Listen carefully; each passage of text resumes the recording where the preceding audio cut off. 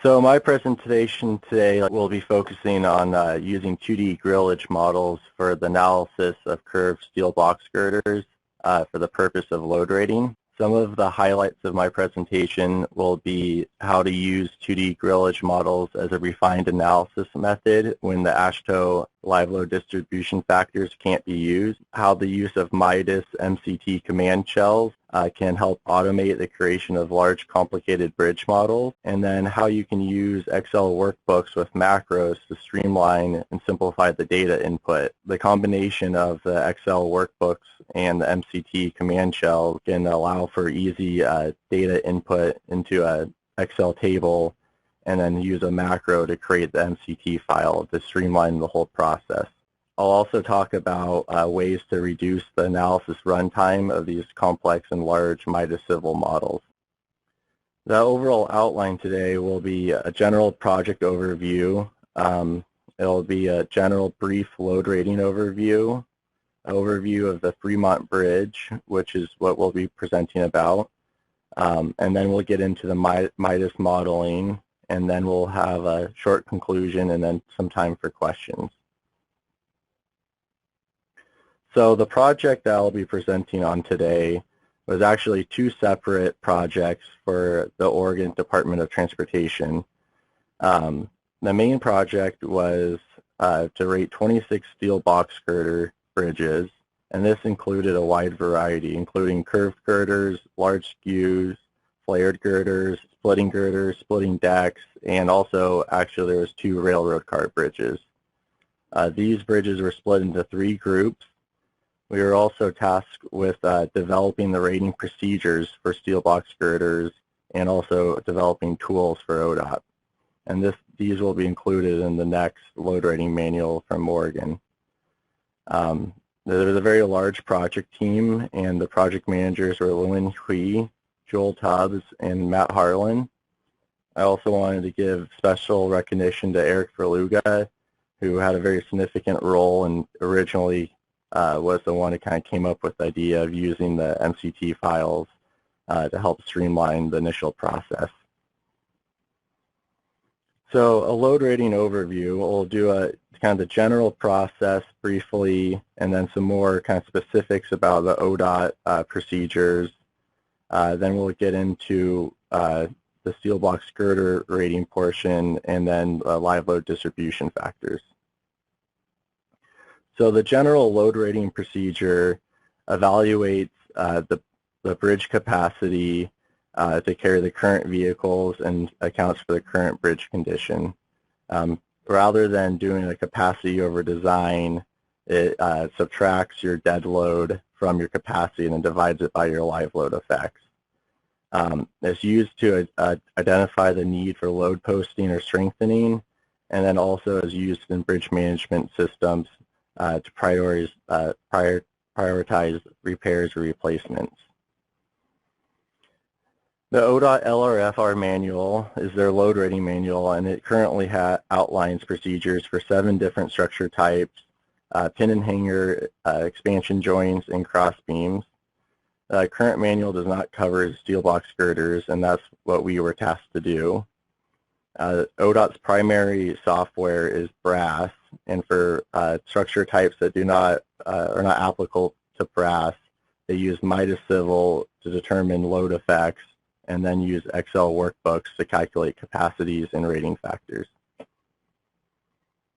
For the ODOT load rating procedures, it includes 23 to 24 live load definitions, depending on the structure type, regarding span length and negative moment at interior supports. They have the standard legal trucks and specialized hauling vehicles, and then also have 3 continuous trip permit trucks and several single trip permit trucks. So the general steel box girder load rating process we used is first you obtain the bridge inspection report to determine the current condition and posting of the bridge. With that, you look at the current bridge plans, so you'll have your as constructed plans and any modifications. And then from there, you'll develop a scoping file to determine what members need to be rated.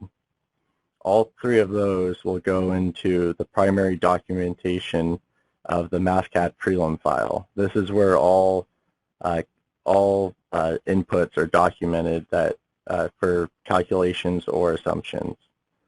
For the steel box girders, due to a complex geometry, this was also combined with AutoCAD or MicroStation files to help with geometry and node locations, and as well as Excel workbooks that were used to automate the production of the prelim file. From the workbooks, as mentioned before, they were also used to create MCT Command Shell files that were used to create the Midas models. And then the Midas models were ran to determine force effects for both dead load and live load. And from there, the output or the force effects from Midas were transferred into a tool we developed that's referred to the template, which calculates capacities and rating factors for the steel box girders. Those results are then copied into the primary ODOT load rating summary sheet, which is the stamped summary of the controlling rating factors. The steel box girder live load distributions are included in AASHTO LRFD. However, there's many restrictions for you to be able to use them. And for most steel box girder bridges, one of the advantages is their large torsional resistance, and so they normally are used for either skewed bridges or curved bridges, which both of those are constraints or restrictions that prevent the use of the AASHTO distribution factor. There's also several other restrictions, including spacing, overhang, and some other general ones. The 26 steel box girder bridges that we rated were split into 3 groups. Group A consisted of primarily straight parallel girders with minimal skew. These were decided to be approximately straight, and even though they might some restrictions weren't met, it was decided to use the AASHTO live load distribution factor applied to a single straight girder line model. When a spacing restriction was exceeded, the lever roll was used instead of the AASHTO distribution factor. Group B was for curved bridges that needed to capture the torsional effects. The model used was a single curved girder line model, which would capture the torsional effects due to the curvature. The live load application was applied by using a single lane load with a lever roll calculated distribution factor. The last group was of highly complex bridges with curved girders, flared girders, splitting girders, and skews greater than 10%. This is what the 2D grillage models were used as a refined analysis. And the live load was determined by using multiple lanes within the 2D grillage model. Now for the Fremont Bridge overview. So we'll have a brief description of the general bridge, and then we'll get into the east approach ramps, which are going to be the focus of this presentation and what the modeling will cover. The 2 bridges that we'll be focusing on today are 8958 and 8958B, which are both on the east side of the main span of Fremont Bridge. The Fremont Bridge crosses the Willamette River in downtown Portland, Oregon. It was built in 1973, and it's a very highly used structure. The main bridge is a double-deck steel-tied arch spanning over 1,000 feet. One unique thing about the Fremont Bridge is there's a lot of public outcry to produce a beautiful big bridge after the Markham Bridge, just south of the Fremont Bridge, was constructed as a low-cost alternative and was not very pretty to look at. The approach spans consist of primarily steel box girders and also some reinforced concrete box girders. There is a total of 15 different approach bridges. The east approach ramps connect I-5 and city streets to I-405, and the west approach ramps connect Highway 30 to I-405. DEA load rated all of the approach bridges and also inspected the east approach bridges this last year.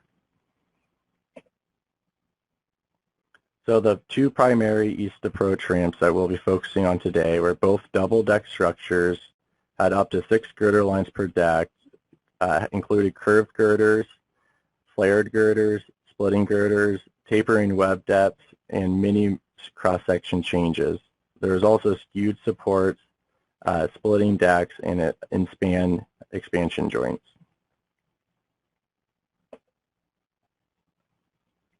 Now for the Midas modeling. So the topics of the Midas modeling will include 2D grillage models, model creation using the Midas MCT Command Shell files, model analysis, model verification, and model output.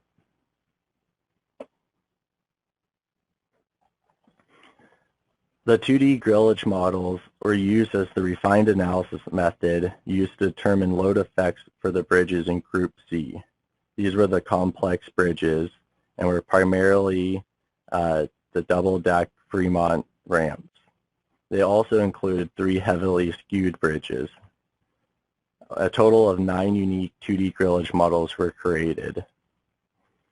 The 2D model it was referred to as 2D because there's no depth associated to the model. So all the nodes or all the elements are modeled about their centroid on the constant XY plane. One exception to this was the rail elements were modeled at the bottom for graphical purposes and for checking. So the 2D grillage model that I'll be focusing on today will be for the lower ramp of 8958 and 8958B. These are the eastmost approach, or the 2 approach ramps directly east of the main Fremont span. The 2 span both the 2 bridges were modeled together, as well as 2 spans of the 3 attached additional approach ramps. This was done to reduce the number of independent models that would have to be created and then tied together.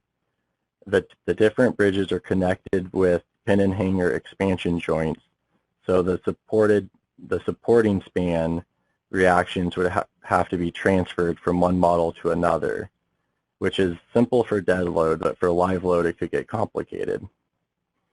The model consisted of over 1,000 nodes, almost 2,000 elements, and over 13,000 different sections.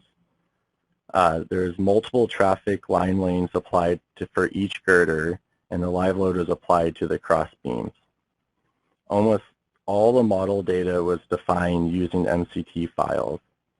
There was only a few things that were defined in the GUI environment, which included a few rigid links to model the splitting girders, as well as a few additional deck elements and rail elements at expansion joints and where the decks merge together.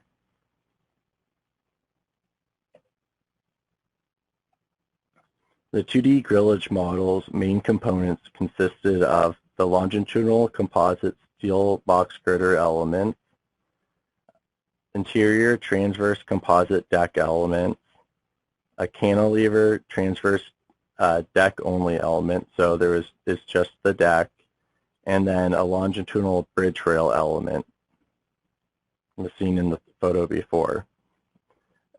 One thing to note, as mentioned before, on this view, it looks like it's actually more of a 3D model, but it's just an extruded view of the 2D model. Midas has an option to align the top of beam section with the center line of the XY plane for display, which is handy for doing grillage models because it will place your deck on top of your steel section of your steel box girder.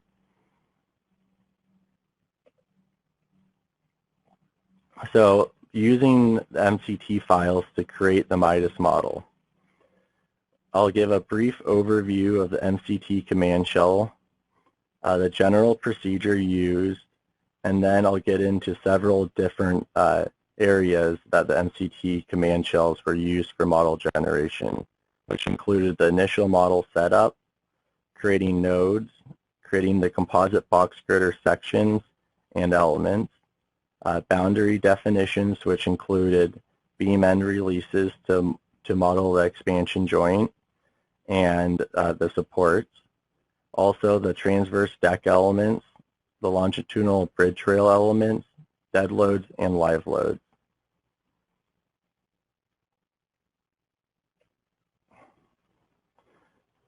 So now I'll give an overview about the MCT command shell. It allows the use of text commands to create the model data instead of creating the data within the GUI environment. This allows to speed up model data creation for repetitive definitions. So instead of having to manually click and define each item individually, or even using the bridge wizard option, you can use a spreadsheet and macro to streamline the process and be able to do repetitive commands either for a single bridge or for multiple bridges.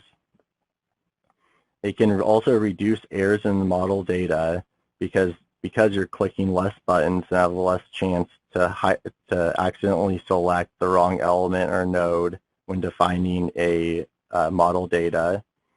And it also can be used to automate the creation, Excel workbooks can be used to automate the creation of the MCT shell files, there's really a wide range of how complex you can make your workbooks and macros to do this. One thing nice is that you can make it very simple where it only does one thing, like creating your nodes, or you can keep building on it to make it do more and more as you feel needed. And the tools you develop can be used for multiple bridges and can be modified for different bridge types. Almost everything can be defined in Midas with the MCT files. And ODOT already has several MCT files available to use to define live load definitions, analysis options, and dynamic report data.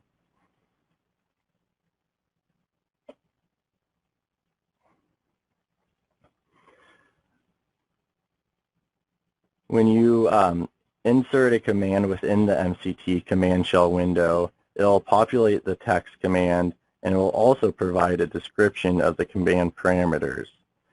This can be very useful when you're trying to determine how the formatting and parameters when you're trying to create the MCT file or create a macro to produce it.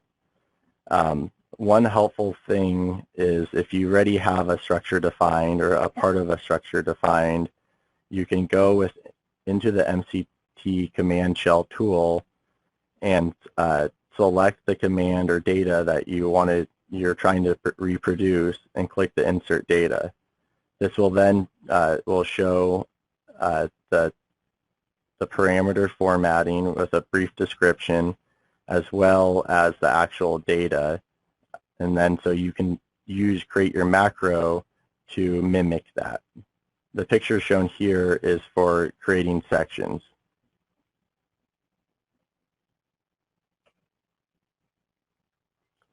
There's some good references out there for MCT files.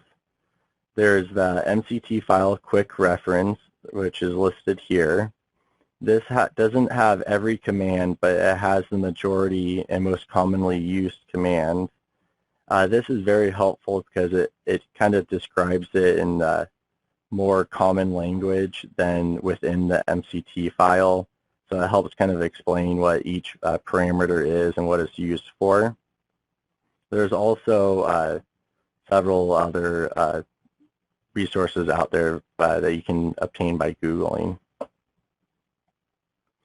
So the general procedure that we used to create the Midas MCT files was first to create Excel workbooks to be able to easily document all the complex inputs, and then create a macro that would take that that documented input data from the spreadsheet and produce the MCT file.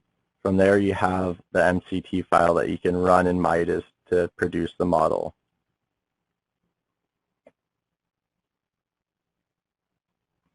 The general procedure for creating the total bridge model that I used was, first I would use a developed workbook to create the MCT file for each girder line of each bridge. There was a total of 10 girder lines that were rated for the 2 bridges, with additional 6 girder lines for the 3 additional approach spans, or 2 spans of the 3 additional approach bridges that were used to capture dead load and live load effects transferred through the expansion joint. The MCT file for the individual girder lines created the initial model setup, including nodes, supports, sections, elements, loads, and structure groups for each span. From there, a separate Excel workbook was used to create MCT files for the interior transverse deck elements. These were the elements that connected the multiple individual steel box girder lines. The MCT files created a modified concrete material property, composite and non-composite deck sections, interior deck elements, and structure groups. The next step was to use the same workbook to create the exterior transverse deck elements and longitudinal bridge rail elements.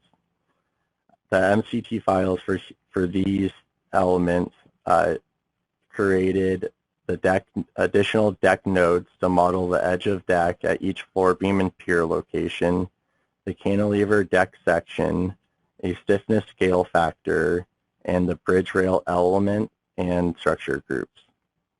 The final step was to use the same workbook used for step 2 and 3 to define the moving load parameters. The MCT file created the moving load code, vehicles, moving load cases, moving load subload cases, and traffic line lanes.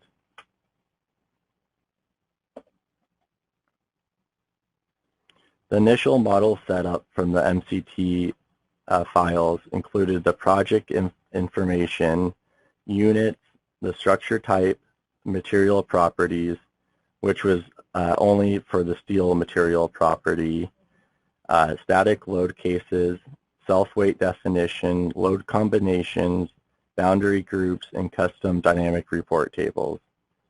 As you can see, this one file created several different inputs or model definitions, and this one file can be modified slightly to be used for many different bridge types and can be used over and over again. The screenshots shown are some of the model data that those commands defined. Now I'll talk about using the MCT files to define the nodes. Defining nodes in the GUI environment for complicated curve geometry is not practical due to the fact that you have both the X and Y coordinate that's constantly changing along either a circular or spiral arc. The general options that you can use to create the nodes is either by directly typing in the coordinates or using offsets from an existing node within the GUI environment. You could also use the embedded node tables within Midas, and one feature or handy feature about that is you can directly copy nodal coordinates from Excel into the Midas table, which makes it quick. And the other option which we used is the MCT files, which will take it from Excel using a macro and create the MCT file with all the nodal coordinates. So the steps to define the nodes in Midas, first was To create the bridge alignment and framing plans in CAD, we use both AutoCAD and MicroStation. Then it would be to create the Excel workbook to combine and sort all of the analysis and additional geometry nodes needed for the load rating. Use the workbook to export the node station and offsets into CAD, and then export the node global coordinates from CAD back into the workbook and calculate nodal local axis. Then you would use the created macro in the workbook to create the node MCT file, and the final step would be open and run the node MCT file in Midas Civil. So now I'll kind of give a little bit more detail for each step. So the first step, creating the bridge alignments and framing plans in CAD. One thing to know is you only really need the alignment files created into CAD. With the complicated geometry of these bridges, it's very hard to try to determine the nodal coordinates without using a CAD software. One thing that complicates this is most of the times the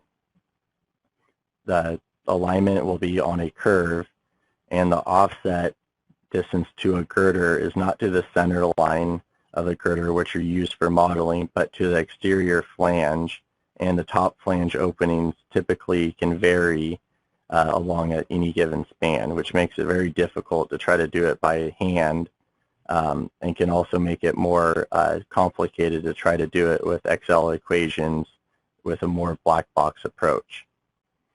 We chose to also draw up the framing plan for the Fremont double deck approach ramps due to the complicated geometry and kind of a lack of details in some of the original as-built plans. This wasn't something that would be required, but it was more just used as a general helpful tool. One thing that was very useful for was when we first were creating the model to kind of have it, the actual structure shown in CAD, and then what our Midas model outline looked like before our tools were kind of fully developed and checked to kind of make sure everything was looking right. It was also very useful to determine girder spacing and some other deck geometry and girder geometry that would be hard to determine just from the plans alone due to tapering sections and splitting girders. The next step is to use the Excel workbook to combine and sort all the analysis and additional geometry nodes. So you'll see the bottom picture screenshot includes some of the special or the kind of key node points with the Midas station, which is measured along the center line of the element, and the bridge station and offset, which were then used to export into CAD to attain the actual global coordinates. So that's what this step, so these points now were imported from, or exported from Excel and imported into MicroStation. From here, the points could be then exported out, or the coordinates of the points could be exported out and put back into Excel. From there, the nodal local axis angle of each node could be used. It was simpler to calculate the nodal local axis for every node rather than just at the supports, which is where you would need it. From there, using the created macros, the MCT file was created for the node and nodal local axes. The final step then was to open up the created MCT file within Midas and run it to produce the nodes. Next, now I'll talk about creating the composite steel box girder sections and elements. This is one area that the Excel workbook proved to be very efficient. With very complex geometry and also just cross-section changes, it helped to be able to individually input each component of the cross-section separately and then use the Excel tool to combine them all and create your sections. As you can see on the top left photo, in this one region near a support, there's many different top flange changes as well as bottom flange plate changes.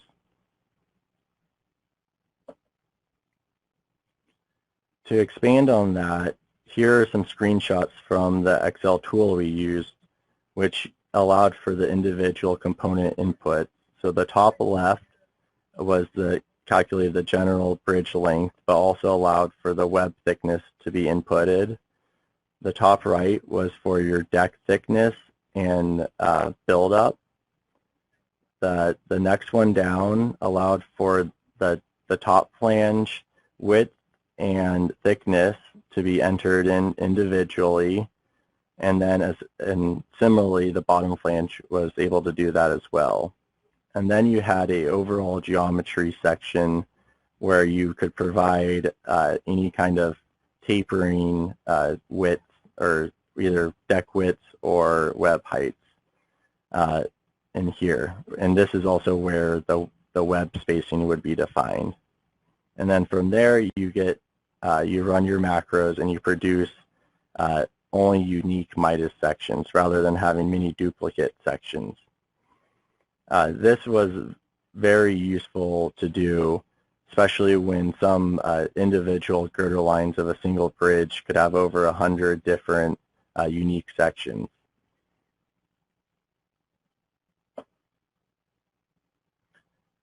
Boundary definitions were also created using MCT files. These included supports and expansion joints. The expansion joints were modeled with a beam end release command, which was used to release the moment at the expansion joint, which for this bridge were pin and hangers. And you can see in the screenshot of the spreadsheet that you can simply just type in ones or zeros for constrained or unconstrained for both the expansion joint or hinges and at the supports. So it makes it very quick and easy to define both of these.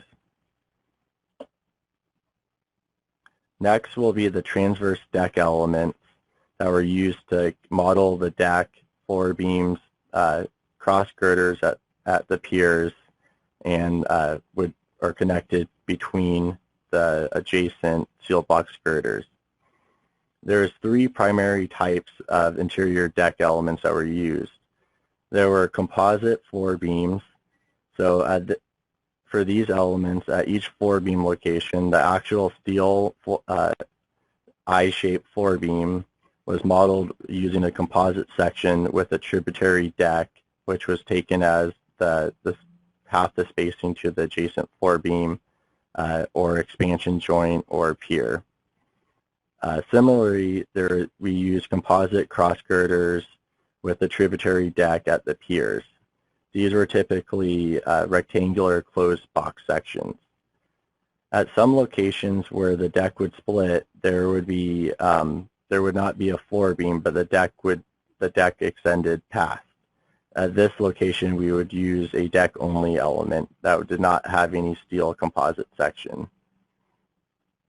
And the top right photo shows a kind of three of the kind of typical locations of these different types. The multiple transverse elements defined for the exterior deck elements, these are similar to the interior, but were only deck-only elements and were used to model the deck overhang.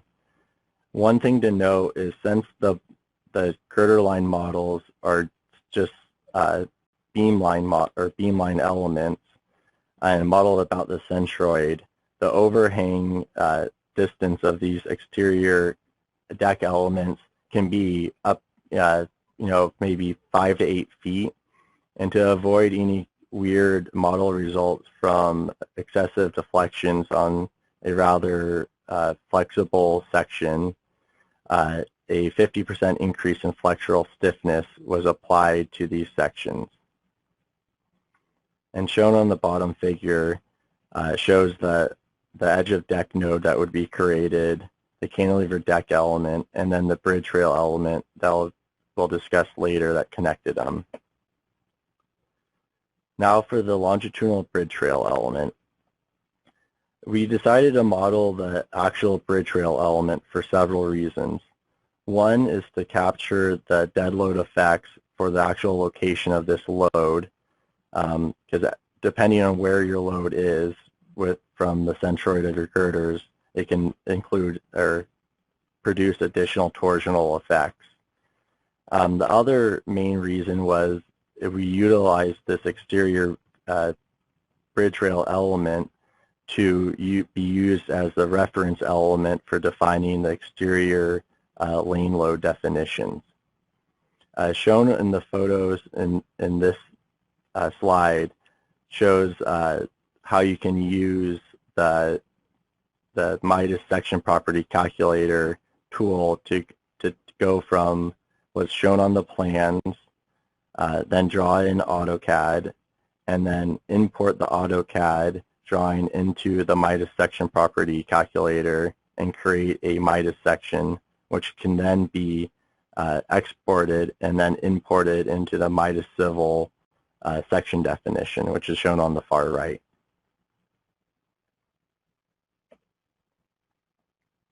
The dead loads used in the Grillage model were all created by the MCT files.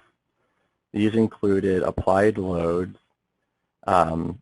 which included the primary expansion joint component self-weights, the top flange buildup, wearing surface wear applicable, and any additional bridge rail components such as a metal rail on top or a fence, and then also utilities.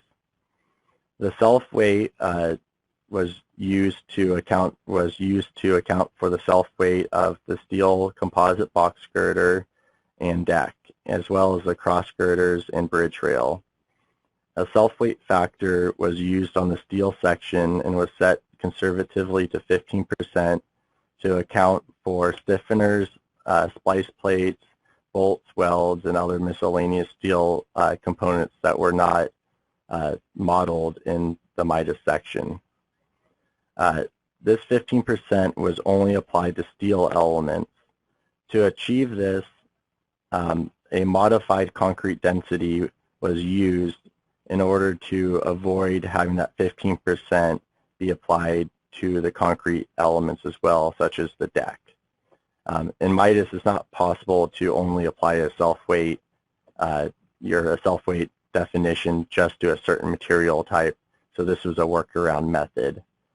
The deck self-weight was captured with the transverse deck elements, and so in order to avoid double counting the deck weight, the density ratio in the steel box girder section definition was set to 0. The one thing that was very useful from the MCT model, the MCT files, was to define live loads. For the live loads used in this grillage model, there was multiple lane loads or lane definitions for each girder that was to be rated. This could include up to 9 unique lanes for different configurations. And defining lanes for curved girders in Midas isn't too difficult, but it's easy to make a mistake, and it can be tedious when you have to do multiple lanes and then repeat that for multiple girders. The workbook macro would create MCT files to define the moving load code, the 21 vehicles, the single vehicle class for HL93, the multiple traffic line lanes including the span start locations, as well as 20 moving load cases with sub-load cases. For the exterior girder live load, the lanes were positioned so that they were as close as possible to the barrier while meeting the 2 feet requirement. The longitudinal bridge rail element was used as the reference beam element for the lane eccentricity inputs. The screenshot below shows the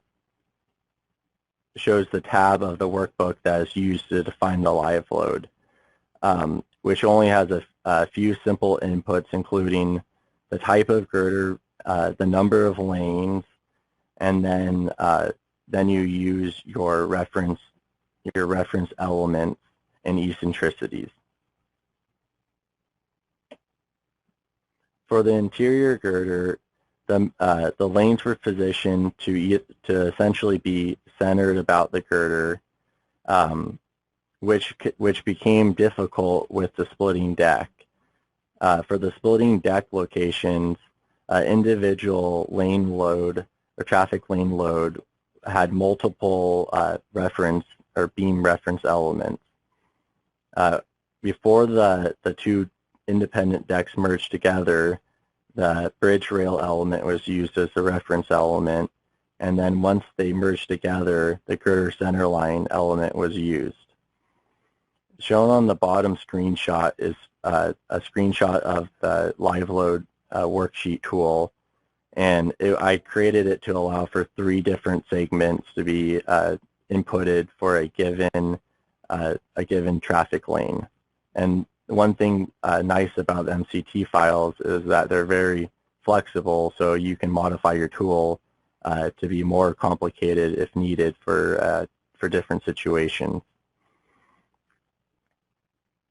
Up to 9 unique lanes were defined for some interior girders, and this was to account for using either an even number of lanes or an odd number of lanes based on the placing for them. The moving load cases included the multiple presence factors, and for some interior girders also included sub-load cases for the odd and even number of lanes loaded. I'll now do a quick brief demonstration of how this tool was used.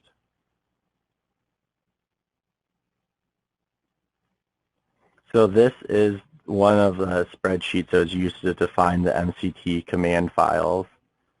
And essentially here you define what type of girder you're doing, the number of lanes loaded, and this was chosen by not placing a lane or a center of a lane past adjacent girder. You have the option to define lane names, and then down here you use your defined lane names and input your start and end elements for each of your reference elements with the eccentricity. Also, you can define the start span number to place that definition. There's 2 separate macros. One creates the lanes, and you can choose where you save it, and the other one creates the load cases. So within Midas, this model currently has no lanes or moving load cases defined. So we can go into the shell file, open up the file we just created, open and run, and now 9 lanes are just defined within a matter of seconds. And we can go see the lanes being defined.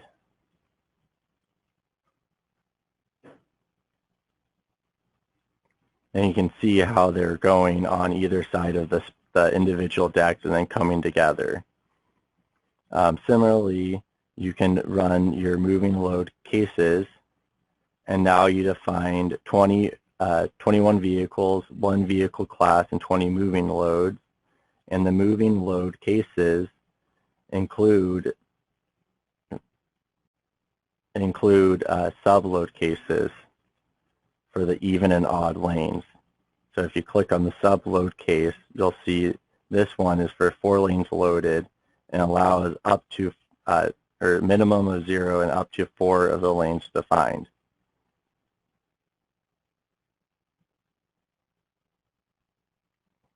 For the model analysis, with having these very large models, the analysis can take a very long time, up to multiple hours. When we first ran one of our models without even having live load, or maybe minimum live load for exterior girder, I think it took about 2 hours to run. Some of the options to reduce this runtime and make the analysis time more reasonable is first to run your analysis on your local hard drive rather than a project server. You can create copies of your base model for each girder being rated, and for those models can have separate live load definitions rather than having too many lanes for one model to be ran at a time. I believe it's a default, but there's a GPU acceleration option that essentially allows your Midas to use more memory of your computer and slow down other applications, but make the analysis run faster. Another option that was very useful was in the moving load analysis control data, is going from instead of the exact method to the quick method. This sped up the analysis runtime significantly, but did not result in a significant decrease in the results. Several files were checked using both the exact and quick method as a comparison, and the percent difference was minimal. Another very useful option is to use the calculation filters within the moving load analysis control data to allow for to only run the live load analysis for the desired output that you're looking. Shown on the screenshot, a structured group called output was created, which only included the girders of interest that were going to be rated for the particular live load setup for that model. For model verification, the use of structure groups can help to individually view single girder lines and single spans to either check deflection or max moment locations. The dead load deflections can be used to check against the as-built camber diagrams to get a rough idea that your model overall is behaving appropriately. For model output, nothing too special here, but it's pretty handy and easy to take the output, the results tables into an Excel worksheet. And for this case, the output was taken into the tool we developed for ODOT, which is referred to as the template, which calculates the capacity and rating factors for the steel box girders. So the conclusions of this presentation are: 1, the 2D grillage models are effective refined analysis option for complex bridges with live load, for when live load distribution factors are not applicable. Using MCT Command Shell files to create large and/or complex models can save time and reduce errors. And Excel workbooks or spreadsheets with macros can be used to create the MCT files to streamline the whole process.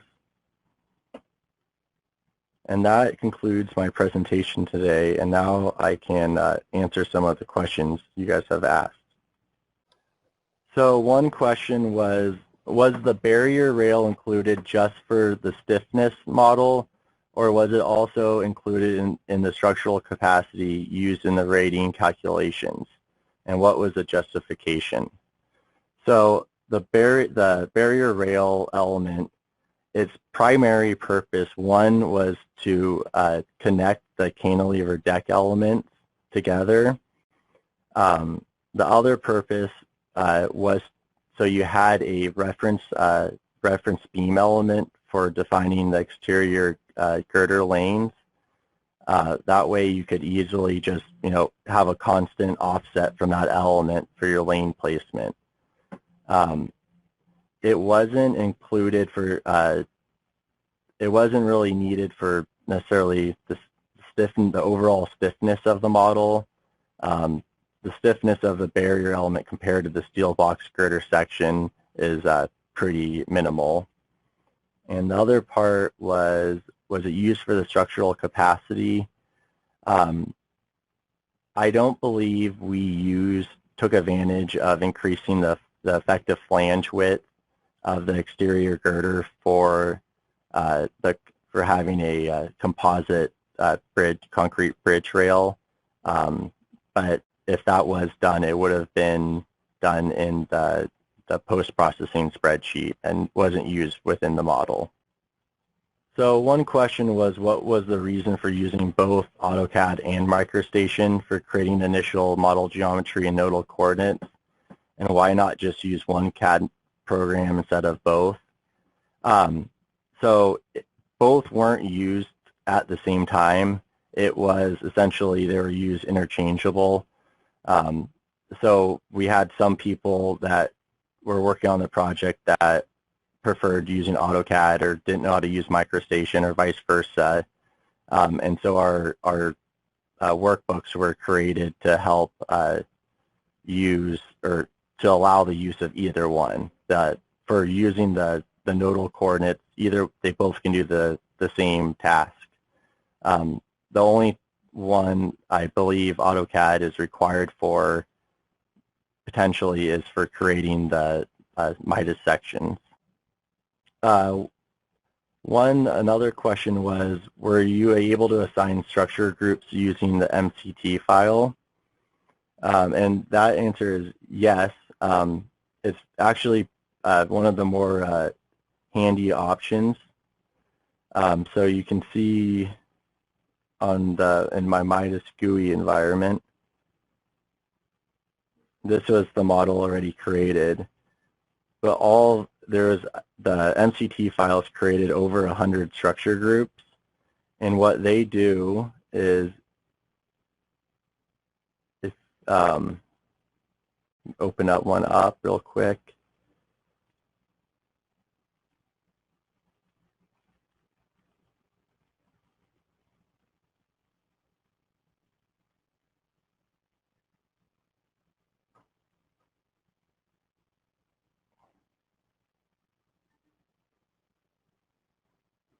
And so it's very simple.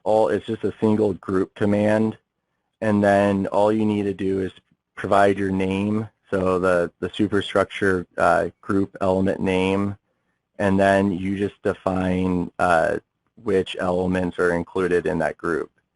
And so when you create your macros to define the elements, assuming that you're going kind of in order for the elements, it's easy to kind of if you're defining your peer locations also to define to include a group definition because you already know the start and ending element.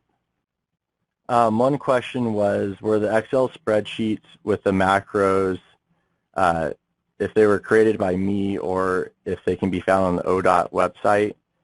The only spreadsheet that will be available on the ODOT FTP site eventually will be the final template file that you import the Midas output into and calculate which calculates your capacity and rating factors. That spreadsheet does include a sheet that you can input the individual Midas section parameters, and you can use that sheet to create an MCT file to create your Midas sections. But the other ones were created as kind of an internal working tool for part of this project. The main one that creates more of the steel box girder line elements, that was developed primarily by Eric Verluga, one of my coworkers, and I developed the deck elements and live load